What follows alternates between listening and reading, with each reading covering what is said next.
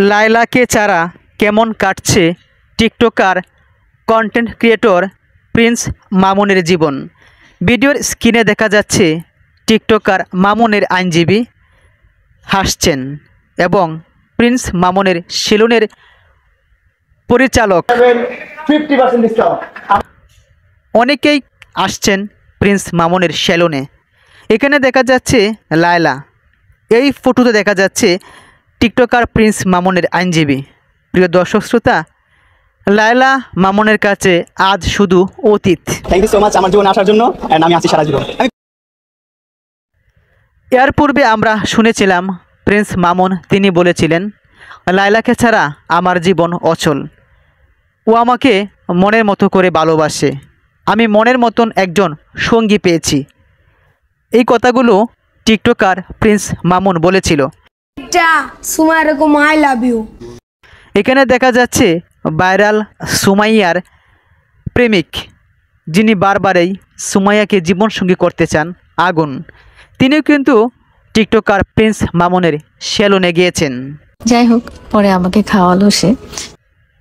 TikToker Prince Mamun তিনি মূলত TikTok থেকেই উঠে এসেছেন, তারপর ইউটিউব ফেসবুকে ব্যাপক ভাইরাল হয়েছেন। সবচেয়ে বেশি জনপ্রিয় হয়ে উঠেছেন লায়লাকে জড়িয়ে। এখানে দেখা যাচ্ছে টিকটকার মামুন এবং মামুনের আইনজীবী সম্প্রতি প্রিন্স মামুনকে মুক্তি করার জন্য তারা অপরন্ত আপ্রাণ চেষ্টা করেছে।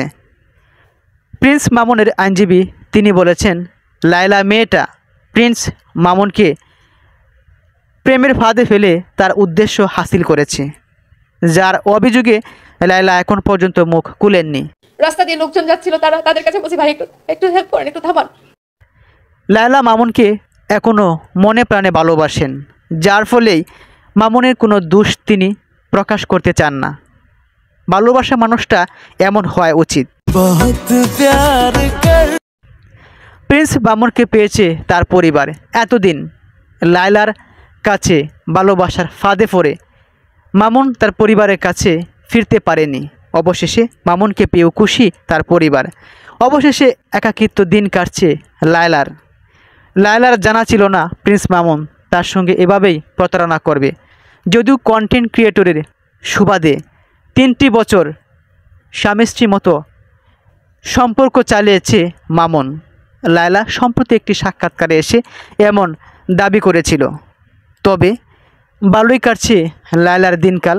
অপরদিকে মামুনও বেশ আনন্দ এবং উচ্ছ্বাসেই আছেন, তার সেলুনও ভালোই চলছে, কাস্টমারে ভরপুর প্রিন্স মামুনের সেলুন।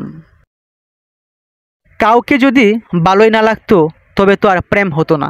তাই লায়লা প্রিন্স মামুনকে ভালো লাগা থেকেই ভালোবেসেছিল, যার ফলে এখনও প্রিন্স মামুনের বিরুদ্ধে বা প্রিন্স মামুনের অমঙ্গল চাননি। এমনকি জামিনের জন্য লায়লা তিনি সাহায্য করেছিলেন। মামুনের জামিন না হওয়া পর্যন্ত তিনি অনেক কষ্টও করেছিলেন।